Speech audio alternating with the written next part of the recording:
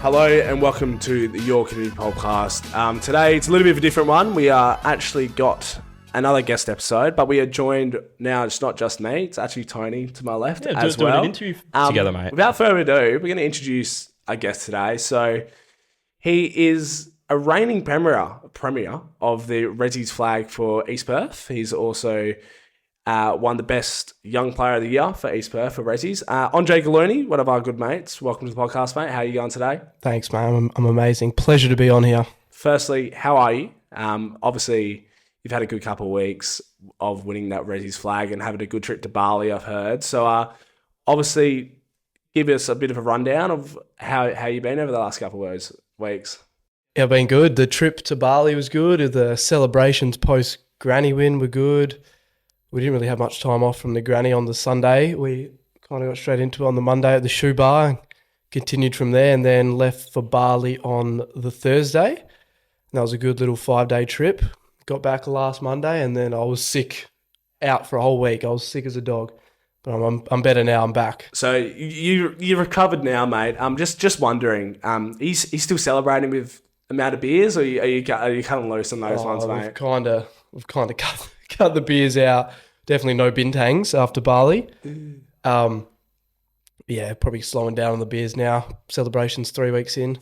Yeah, mate, I think like you said, you've been sick. We've been trying to kind of do this for the previous week, couldn't get you on, but you're here now.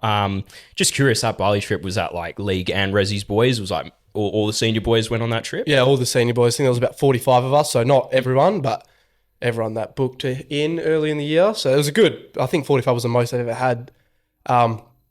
But yeah, it was a good trip, good with all the boys there after a long year on the track, starting back in November last year, so it was a well-deserved trip at the end of the season. Yeah. That's crazy. Yeah, geez. Well, mate, we like to start, I know you're a pretty big listener of this podcast. We start every interview in a very similar way. We're gonna get to all the grand final stuff, all the East Perth stuff in a bit, but we're gonna wind the clock back, mate.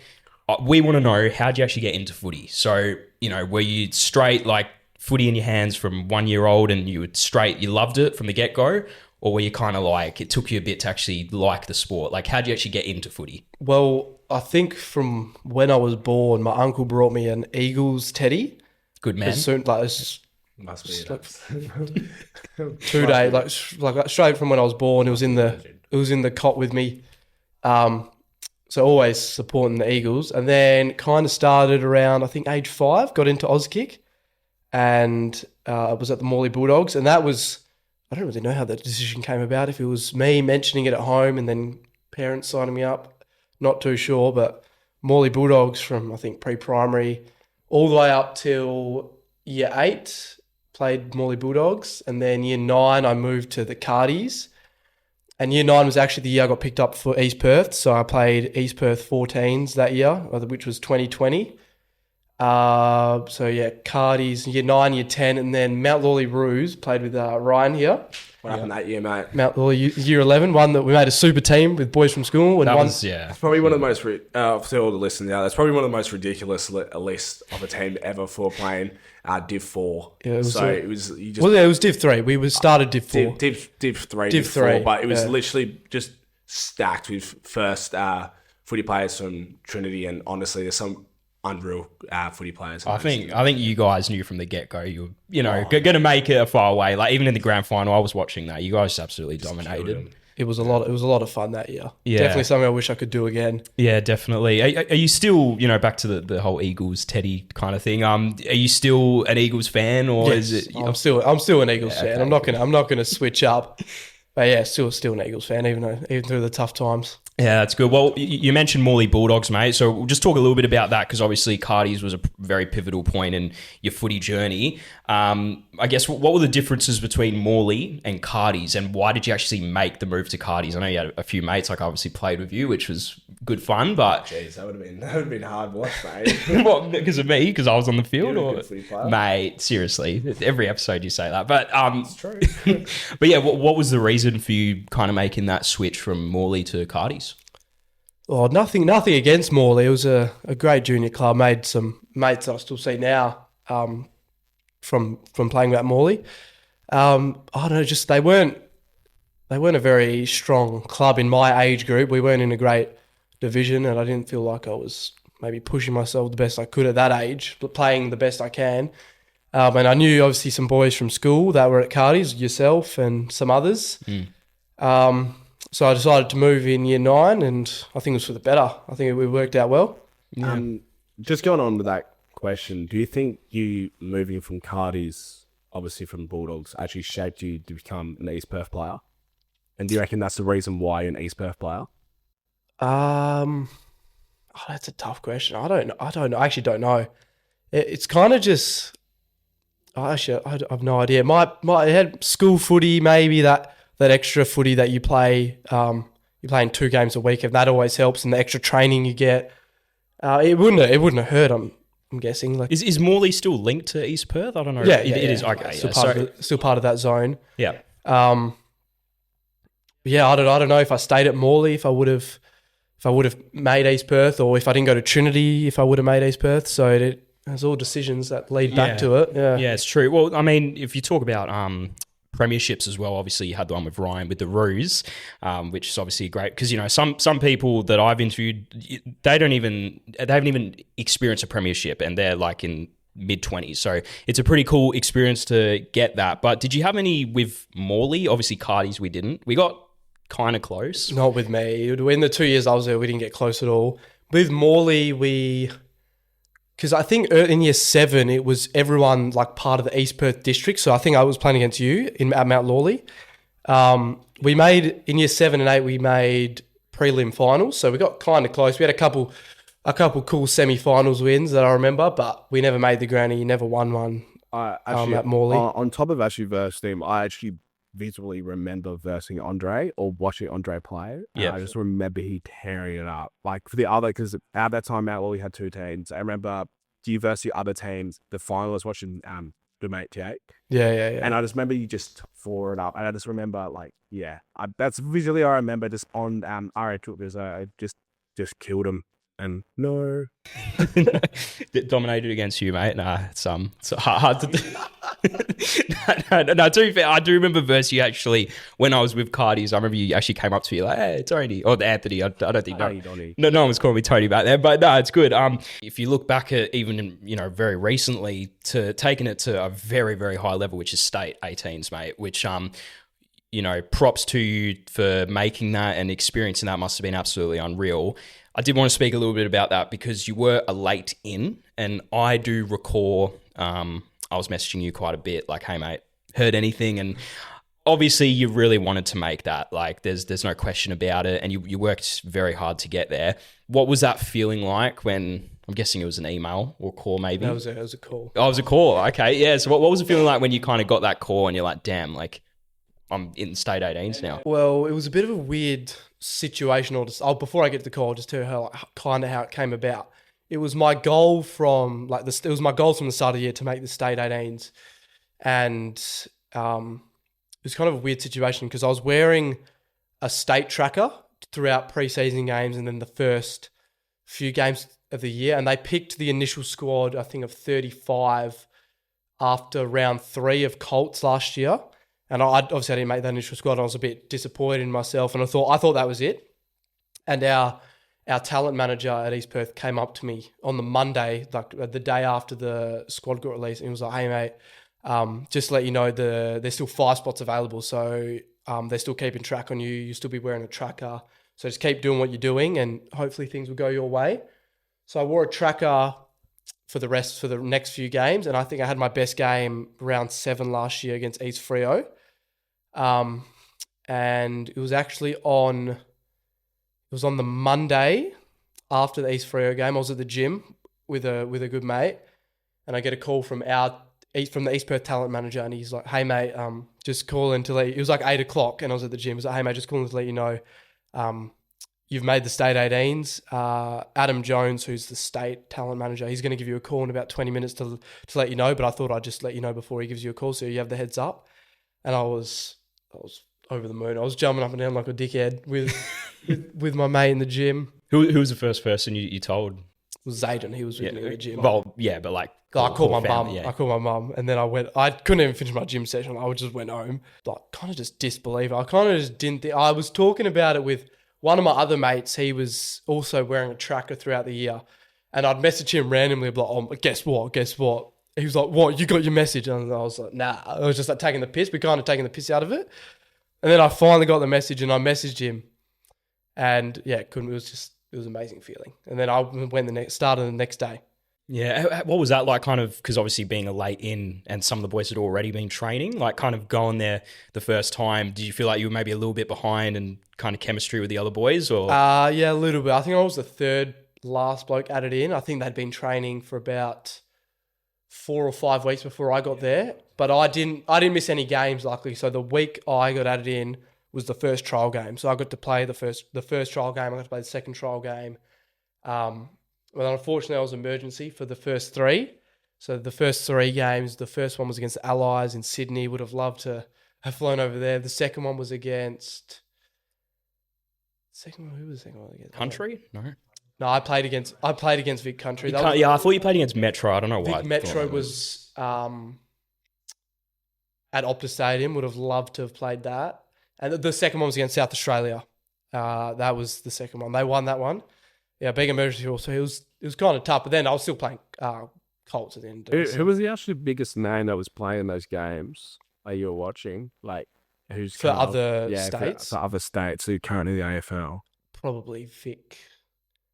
I'll probably get some names up. Vic Metro had a few. Vic Metro had Levi Ashcroft, Jagger Smith, Murphy Reid. They had some bloody... the Vic Country, who I played against Sam Lawler, Harvey Langford, Alex Taru, Xavier Lindsay. So a lot of big names that I look back on now. I'm like, wow. With that, Country you played against. Yeah, that Country game, the one at Claremont Oval. I remember I was at that game. Did you get like injured kind of when you went on? I remember you kind of going off a bit. Yeah, I got a corky in the second quarter. Yeah. What were you kind of like? What was your reflecting on your performance of that game? Like, what did you kind of think? Were you happy with how you performed? Like, I thought you played quite well, even after the injury. I thought you did quite well. It was a big step up from playing. The highest level I'd played before that was WAFL Colts. So it was definitely a big step up. Probably the hardest game I've played to date. Just the level of it and the quickness of the game.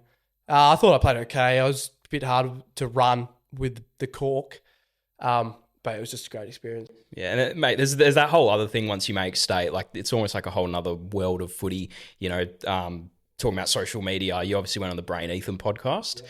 I just wanted to ask how that experience was like, mate. Like, being in front of the camera, being asked to go on a very well-known podcast here in WA. What was that experience like? No, it was good. I obviously never really been in front of the camera like that much. I've been interviewed by you a couple of times, but that was a great experience. They're great with what they do, and they asked some great questions, and yeah, it was good.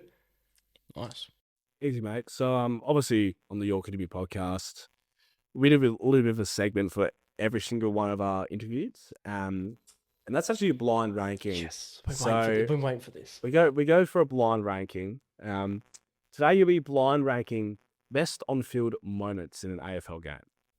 Try not to stitch him up too, man.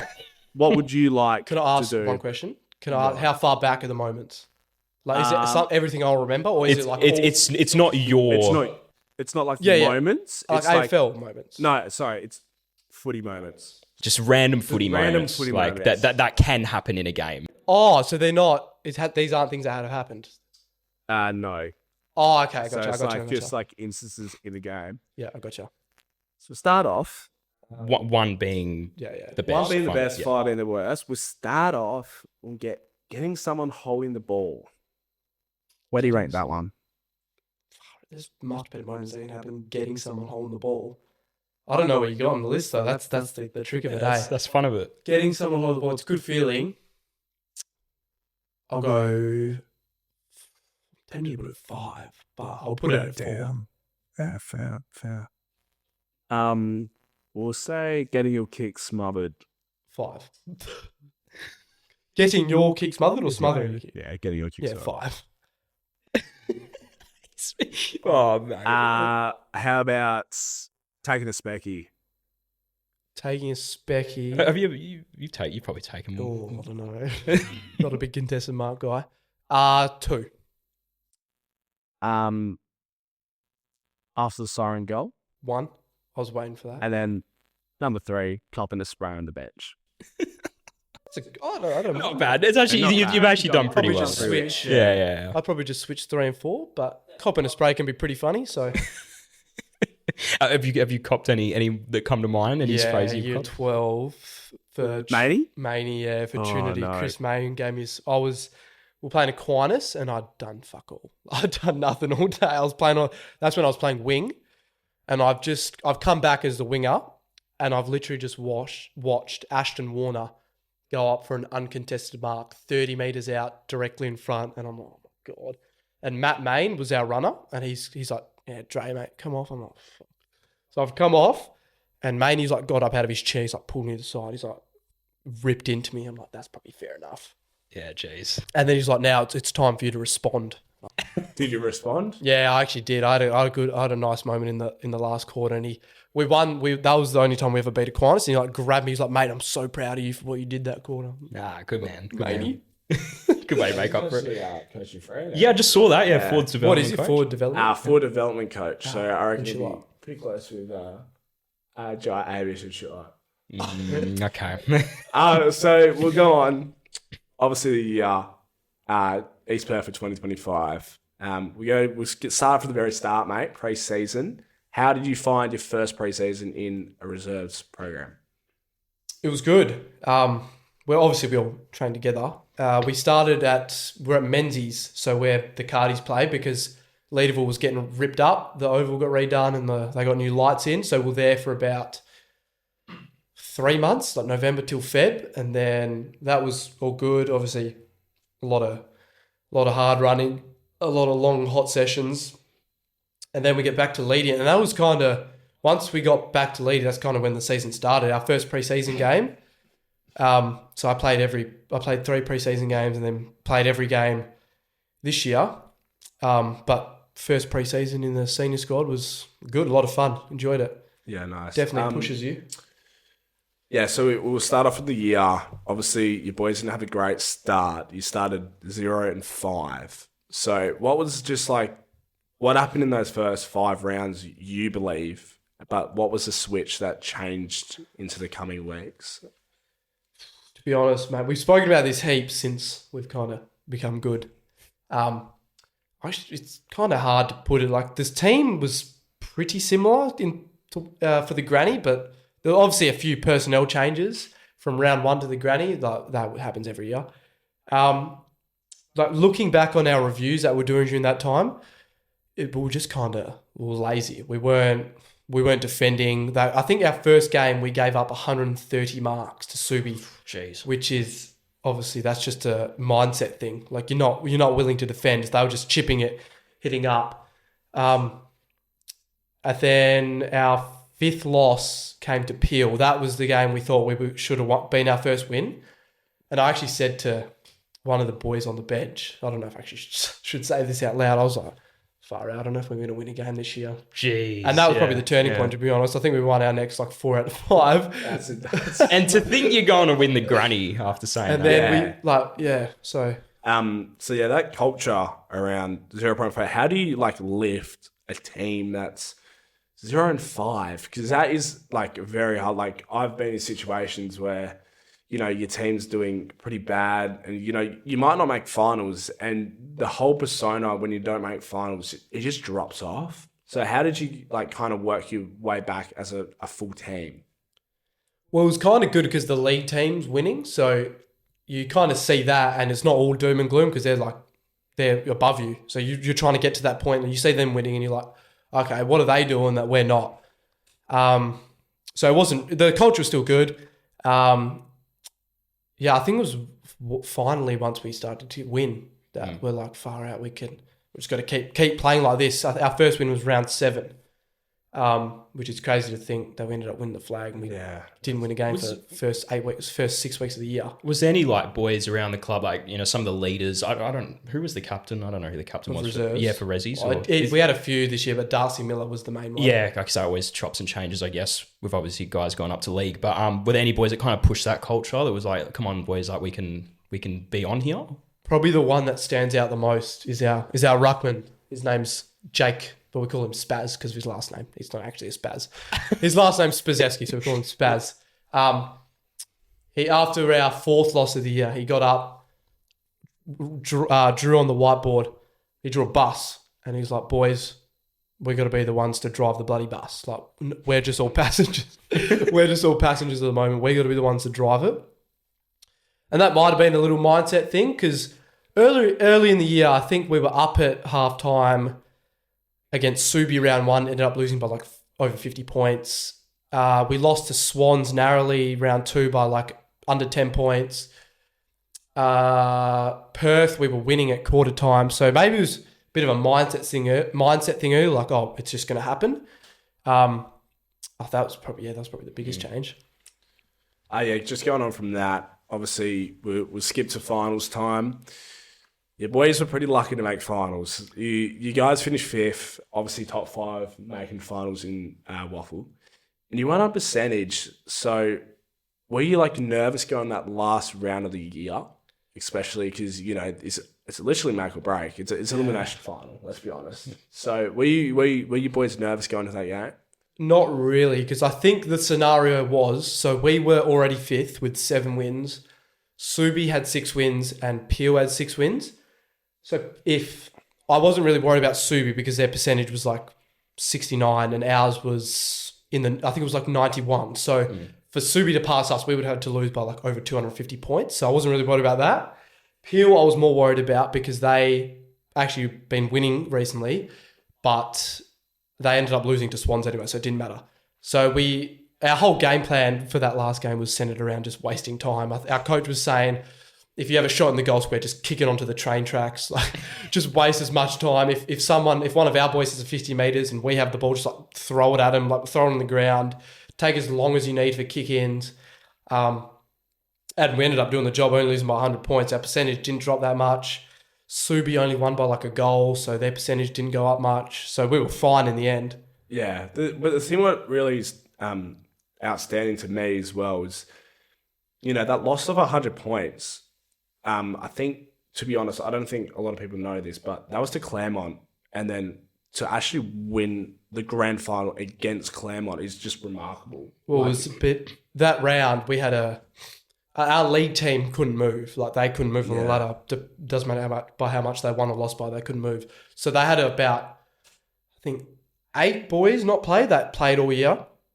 So obviously it put a few of our boys up that have been playing 2s all year. They went up for their literally first games of the year in the last game. So we had 2 boys play. One we had never met. We met him on the day. He came from PFL. And then another one also from PFL trained with us on Thursday for the first time before the game. So we had 2 boys play. Jeez. I didn't know that. I'm ready. We had a few other boys play that hadn't really played much all year. So it was a bit of a dead rubber game, to be honest. We kind of knew we were going to make finals. We just had to get through it reasonably unscathed. I mean, 100 points at the end actually wasn't that bad compared to what Claremont were doing. I think Claremont beat some teams like by 170 points. I saw some scores. They I think Subi didn't even kick a goal. Yeah, it was ridiculous. We're going from obviously making that granny, I think, outstanding for one to make the grand final. But I think the main thing which kind of surprised me was that whole week. I remember you actually talking to me like, no, we're winning against Claremont. But the way you said it is like, you kind of felt like you were going to, like, I'm trying to word this. You kind of were trying to jinx Claremont. and to be honest, and I feel like everyone loves the underdog story, right? And I feel like that's what kind of helps you boys win. It's just an underdog story. And for you to say, like, you know, we're going to win against Claremont. I know you might have been joking about when you were saying that, but to be honest, it was easy that you were pretty confident. And I think you boys were confident going in that game. And it showed when you beat a team by 30 points to the granny. and realistically, they dominated. So, yeah. How was that making the whole grand final in general? And then also, what did your coaches and captains speak before going out? It was kind of all like a blur because we were just, our whole theme for the finals was that we're underdogs. Like that was our theme. And if you look back to the first elimination final that we played, we were down 20 points in the second quarter and I'm on the bench and I'm shitting myself. I'm like, far out. This is just a game we should win. And then by the time we went back on, we kicked 3 goals and I was calm again. So I expected to win the first final. Like I expected that to happen. And then we got to South Freo, which was our second final, semi-final. And then you don't really know. You're kind of like, we can win this, but you're not as confident as you were the week before. And then again, like from the start, I think we were up 4 goals to nothing at quarter time. And in the conditions of the day and the situation, the how we were kicking our goals, you kind of like, we probably got this. We can do this. So that was another great game. We were leading the whole game. And then the Swans game, they kicked the first 3 goals. So you're thinking far out. Like if we don't get the next, it could be curtains. We're down in the third quarter. It's kind of just a mindset. You're never out of it, especially in a final. You're that far. What have you got to lose? Like you've made a prelim from 5th. What have you got to lose? And we ended up hitting the lead at 3/4 time, and we didn't kick a goal in the last quarter. They kicked 1 goal, and we held on. And the feeling on the siren of the prelim was probably nearly better than the feeling of the siren on the granny. Like just to know that you've made the granny, is amazing. And then getting to the granny, it was a bit of a weird week. It's an open training session, so you actually have some supporters that come out and watched. The league team also being in the granny, it was a great experience. I don't know the last time that happened. And everyone's saying like just enjoy it. Like this is rare. Like this never happens. Coming from 5th, making a granny, just enjoy it. Like you can do it. Just keep to your structure throughout your week, and you'll be fine.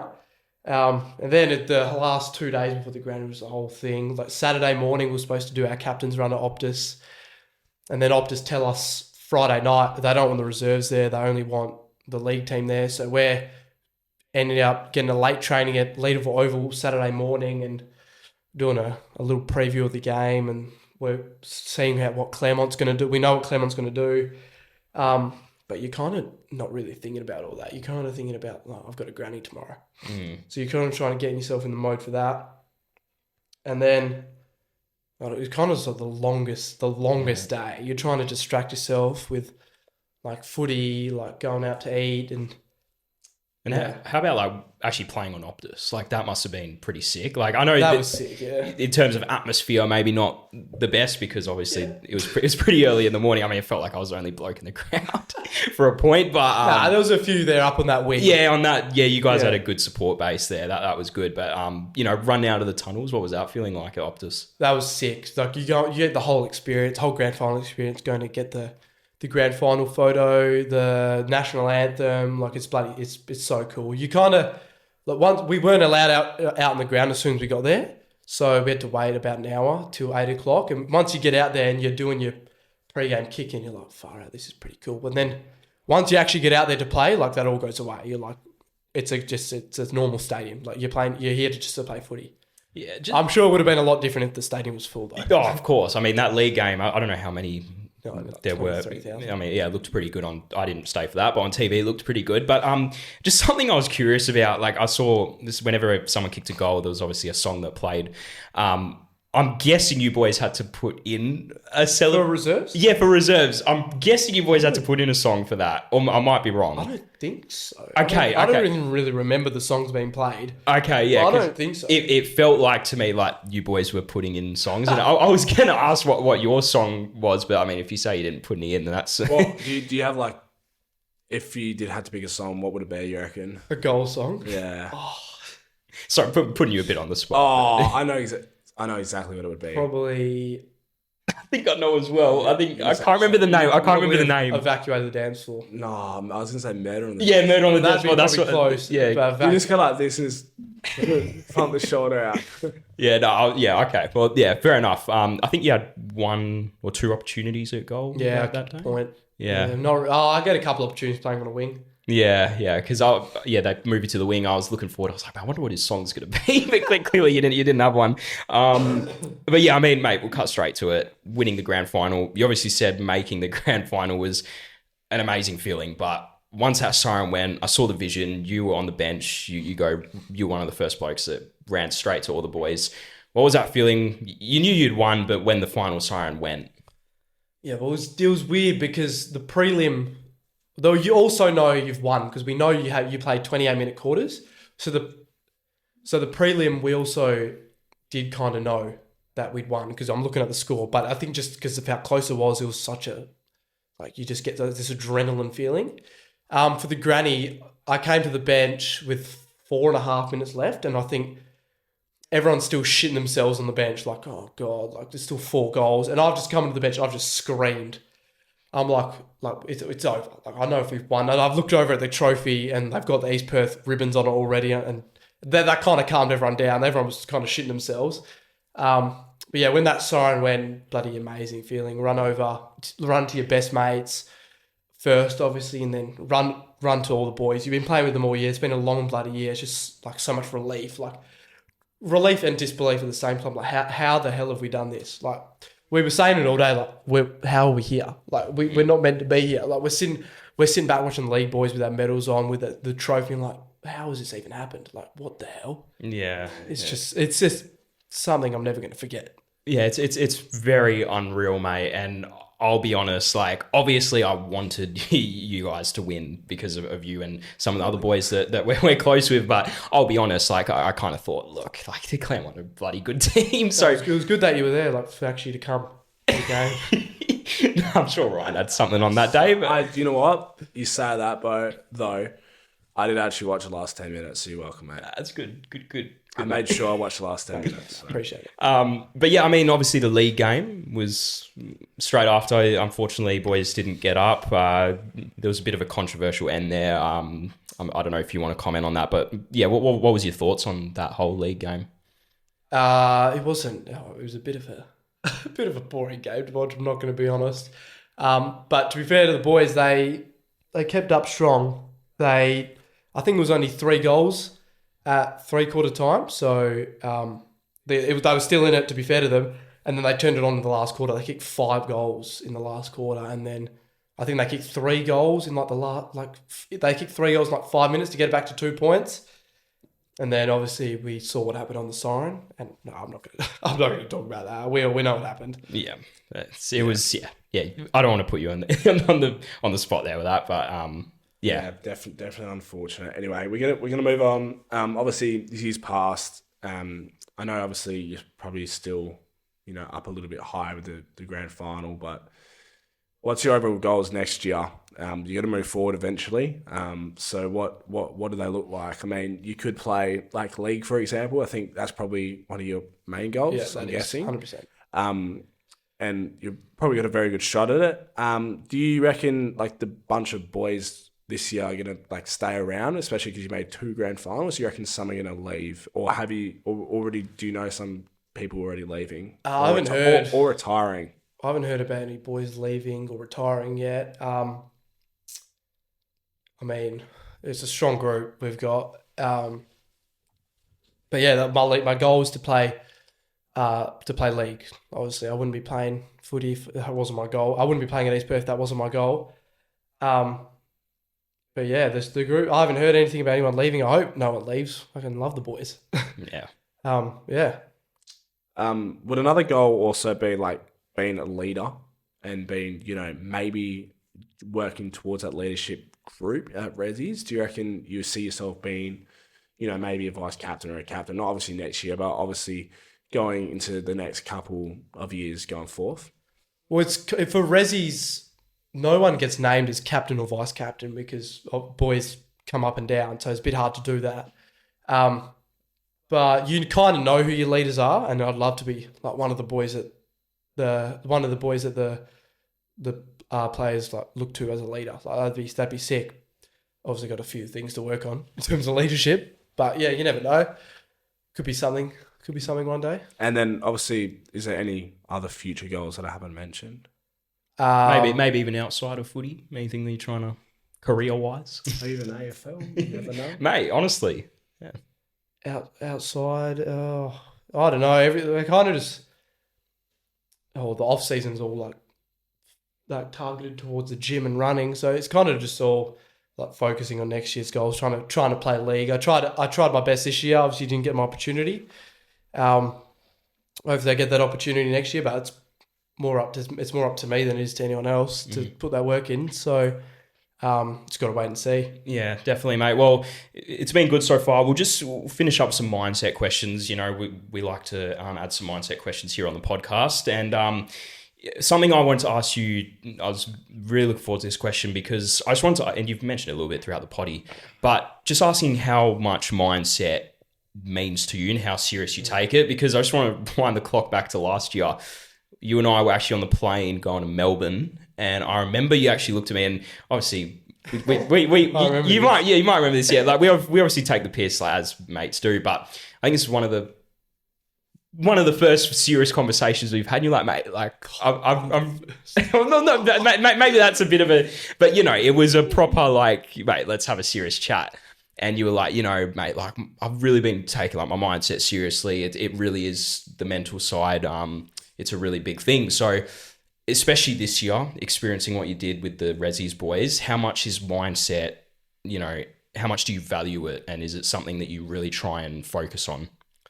Not so much focus on, but it's definitely something that plays a role because it's obviously, mindset's probably a lot bigger now playing senior footy because you're trying to play league, but when you're playing reserves, that's where you're trying to get. So you just got to stay strong, kind of. Like you don't get complacent, like, oh, I'm playing reserves. Like, that's shit. Like I'm lucky to be in a WAFL program. Like there's probably a lot of other boys that would love that to be in a WAFL program, and they're not. So you got to kind of just be grateful.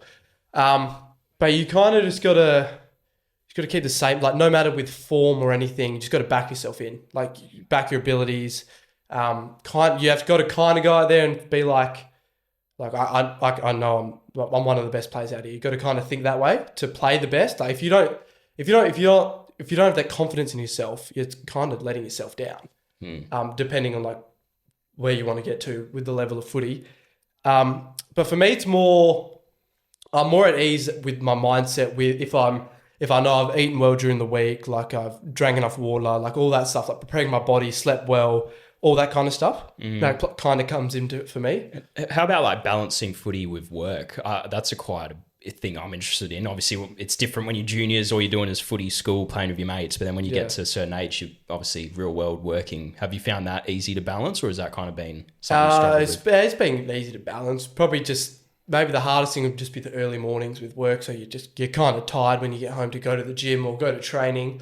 But you work that through the year, and you know when the days you're not working, you just sleep as much as you can. But I've kind of balanced that out, so I'm kind of all good with all that now. Yeah, that's good. Mate, we'll just finish up with one last question. If you have any advice for some young footy players, whether it's Colts boys or, you know, some boys playing local footy that want to play WAFL, is there any piece of advice you would give them, or what would you tell a younger Andre to keep going in footy? What would I tell a younger me?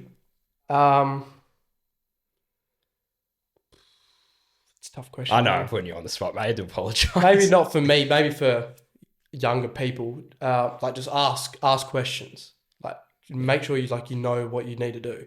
Ask your coaches. Even junior footy, maybe like the coaches aren't as experienced. That's probably something I didn't do enough of this year. I had the resources around me with boys that have played hundreds of games of league. Like just ask questions. It will help you game day, because if you have more understanding of your role, it's probably not as much when you're younger. You're kind of just playing footy, but ask if you don't know something, ask questions. So that's probably the biggest thing. Yeah, definitely, mate. Well, this has been bloody good. Thank you so much for coming on the potty, mate. Ryan and I appreciate it. Cheers, mate. Pleasure, mate. Pleasure, boys. Anytime. It's been good. Really starting to do the guest episodes, aren't we, Ryan? Yeah, we have some big names, very big names. Hopefully, fingers crossed, coming in the next couple of episodes. I Yeah. think. But anyway, This will be on socials, of course, Instagram, Spotify for listeners, and guest episodes. Full thing is on YouTube if you would prefer watching. And some clips are on TikTok. Of most course, likely. yes. So- Check out the TikTok. But yeah, we'll I catch wonder you if those guys. bloody fans from Peru are going to comment. I was getting to bring that You got some fans from all across the world. Hey, we've gone Even worldwide. Canada. Seriously, it's Vatican Gone City. I think worldwide. I even saw Tiwi Islands on this. Seriously. Anyway, we'll catch you guys in the next episode. Cheers. Cheers. Thank you.